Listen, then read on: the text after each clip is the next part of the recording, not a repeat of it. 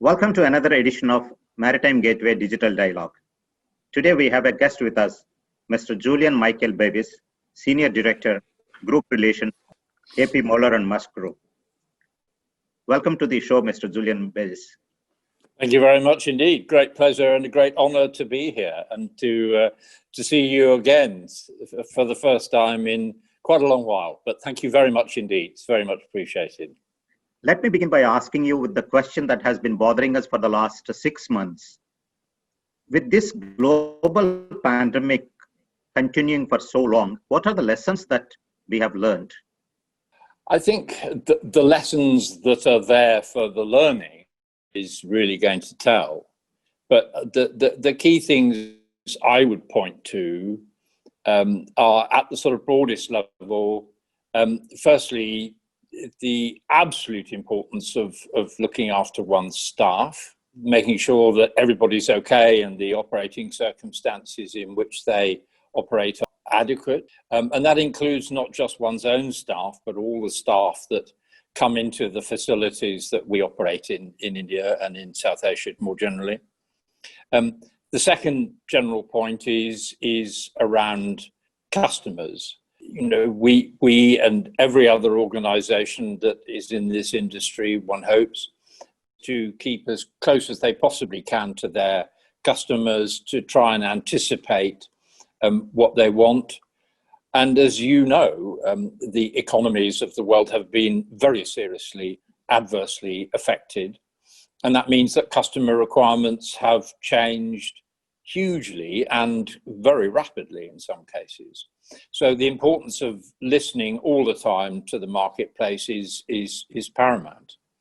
I think all that leads to a couple of other observations about all this. Firstly, the absolute need to try and be as agile as one possibly can, particularly in terms of responding to customer requirements. And that means adjusting networks, not just in terms of the vessel networks, but also inland, so that one can, as far as possible, look after the customer's requirements. The second other point I would really underline is, as you know, Maersk has improved the way in which we do business. Where people couldn't move around in the way that they previously could. The importance of being able to handle documentation digitally is really enormously important. And what we've done over the last few years has certainly stood us in good stead. The impetus provided by the pandemic has brought that last factor into real focus. And now there is an urgent need to build on what we've done in cooperation with government to ensure that digital processes, or rather processes, are digitized as quickly and as efficiently as possible. Till recently, till last year, we have seen a lot of investments coming into the port terminal sector, including inland infrastructure. Post-pandemic, do you see further investments coming into this sector? Quite when, I'm not quite sure I'm brave enough to tell you exactly how that process will re-establish itself. But you and I have talked about the infrastructure in South Asia many times, and we know that infrastructure industry is essential for healthy economic growth, and that logistics industry depends enormously on the provision of adequate infrastructure. India and the surrounding countries, in particular Bangladesh, have experienced rapid growth over the last few years.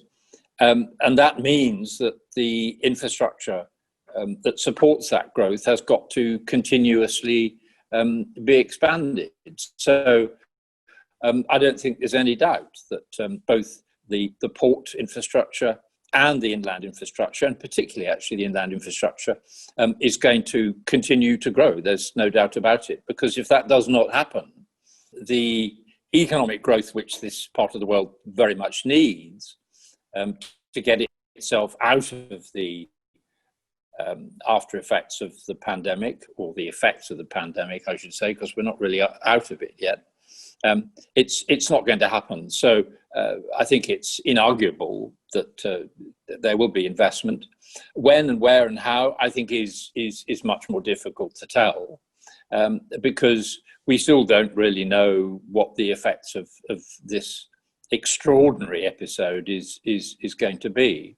It's undeniable that there will have to be further investment, and not, as I have said on several occasions, just investment in the physical infrastructure. This is not just about cranes and quays and railway lines and roads. It's about the regulatory infrastructure as well. That also has got to move forward and change. Some of it's got to be digitized, some of it's got to be simplified. And the government is very clearly focused on all that. And I think that too will happen as well. And it's very important that industry plays its part as a partner to the government in seeing that happen. Okay, let me come to the two points that you mentioned in your response. One is, can we say that still South Asia is for investment in this sector, logistics sector? Yes, I think as a generality, yes, I think that's right. If one is going to get back to the sort of levels of GDP growth that we need to see to fundamentally change the face of the economies here, then there has to be growth in infrastructure. As I said earlier, we know that there are deficiencies, but that's not a criticism. As any economy grows, you've got to build more infrastructure. I mean, look at Asia and look at Africa. There's development in infrastructure all over the place, and the same is true here. You talked about soft infrastructure like a regulatory framework. You lived in India for long, and in your second coming, another 7 to 8 years. So what regulatory ecosystem you have seen? Is government doing enough to bring the ease of doing business in our sector? Well, if you judge these things by looking at indices like these of doing business, and within that criterion, the indices that measure, for example, the ease of foreign trade, you can see that the numbers have improved. So there is no question that government has, first of all, recognized that there is an issue, which is an enormous step forward. I mean, if one goes back to the year when I first arrived here, now it is, and that's a tremendous change. But at the end of the day, I suppose the acid test of all of this is the cost of logistics, and the oft quoted and somewhat misused sometimes figure of 15 or 14% of GDP. It's a fact. I mean, that's not a figure we've made up. It came from the OECD, I think. But the importance is the difference between that figure of 14 or 15% and the equivalent figure in our competitors, who are showing figures of 7 or 8%. It's the scale of the margin and the consequences on our relative competitiveness that is important. So the quick answer to your question is yes, government has done a lot. Firstly, by recognizing that there is an issue, and then by instituting a whole host of programs, both in the soft area and in the physical area.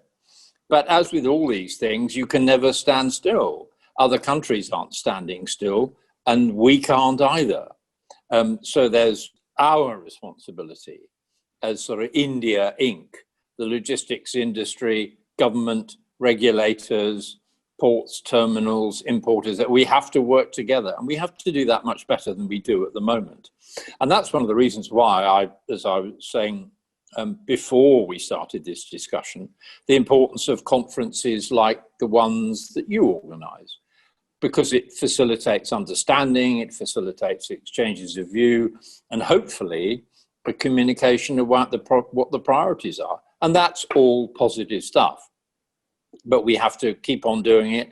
We have to do more.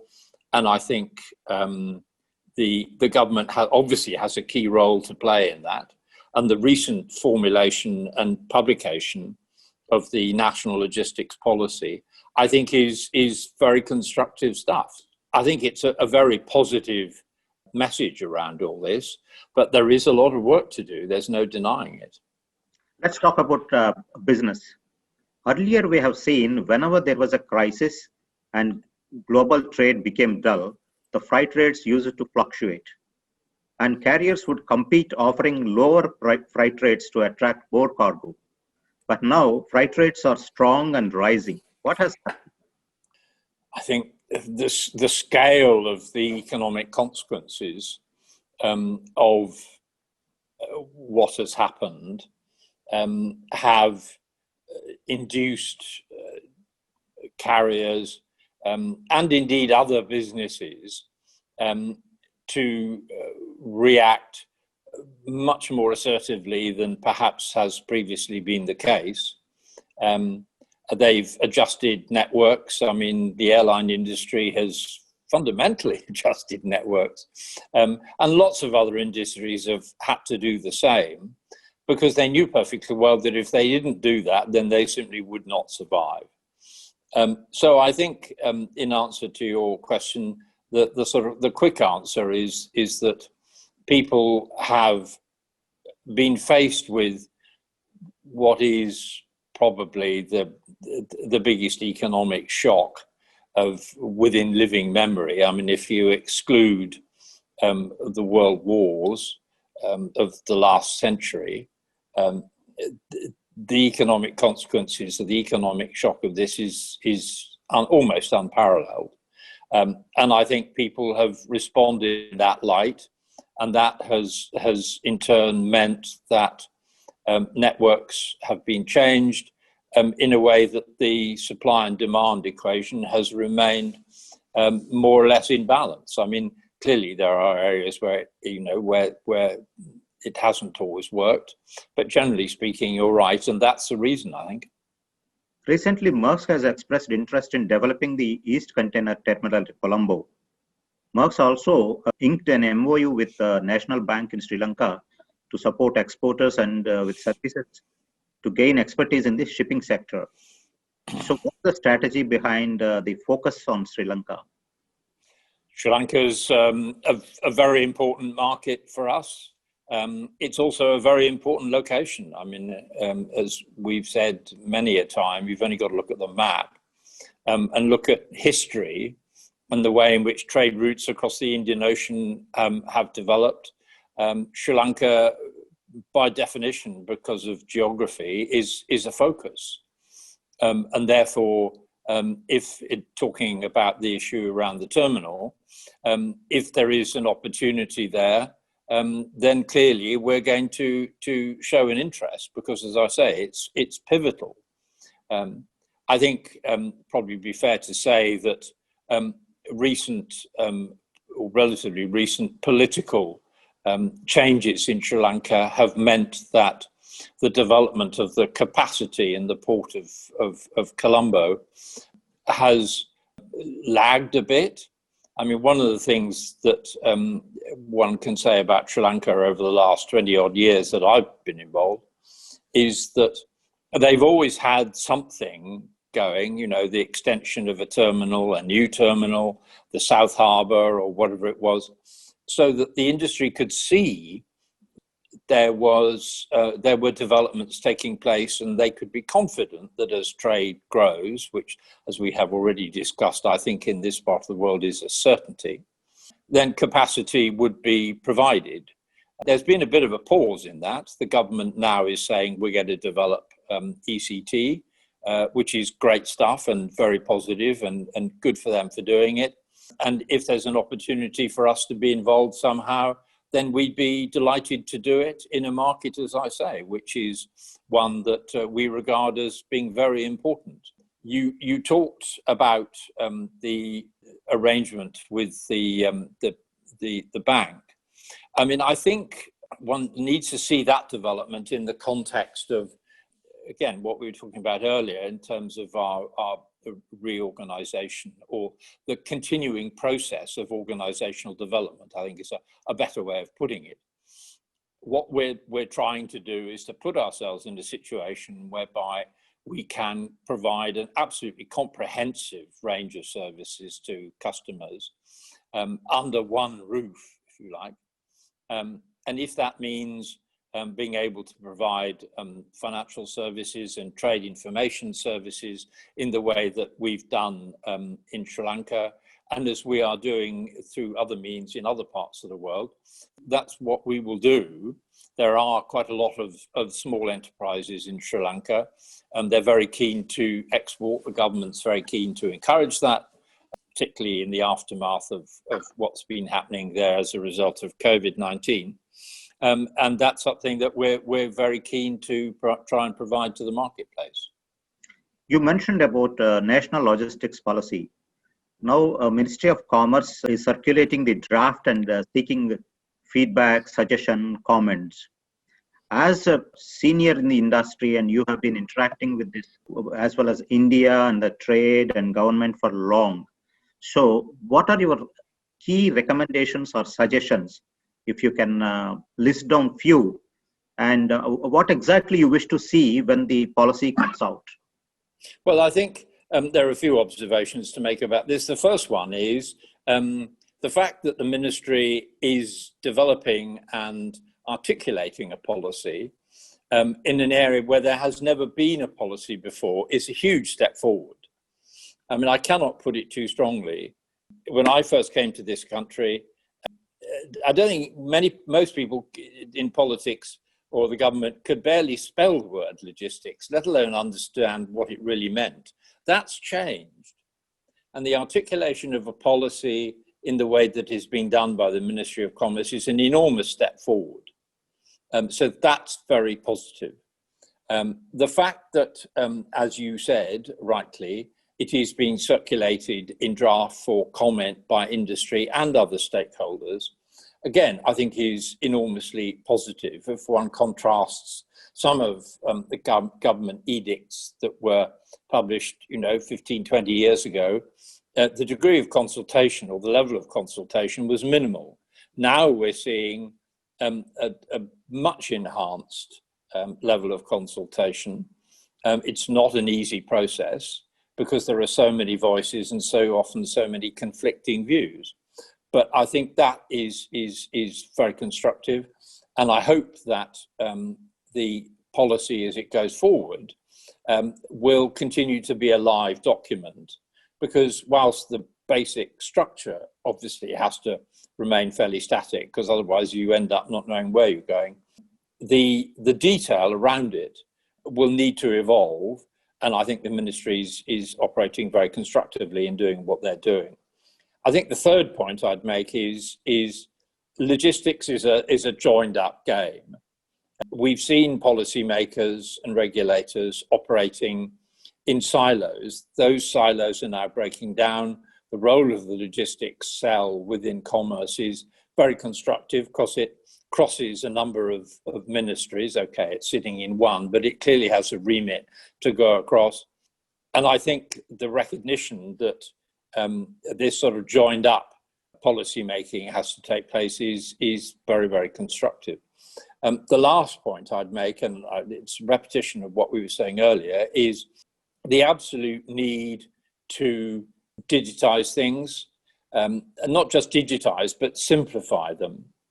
When the policy comes out, it'll be very important to read it with care, because, the words chosen do have particular meanings. And when it says, for example, traffic must move in the swiftest possible way with the least possible interference and so on, that really says something. And hopefully, whatever structure is put in place, and it's good to see that there will be an implementation structure involving industry, will follow up on that. The last point I'd make is, and again, it goes back to competitiveness. I think the language around logistics in this country has for so long, people have talked about, ports having the capability to handle so many tons per year, or so many miles of quay, or runways which are so long, or whatever it is. That frankly doesn't matter. What really matters is the cost effectiveness of that infrastructure. And I very much hope that the logistics policy will draw all this together and help deliver infrastructure, both physical and regulatory, which is truly cost effective, which will drive the country's competitiveness. Julian, thank you very much for joining us and sharing your thoughts. Thank you very much indeed for the honour of being allowed to speak. It's a great privilege. Always a privilege to interact with you, sir. Very enjoyable. So thank you very much indeed.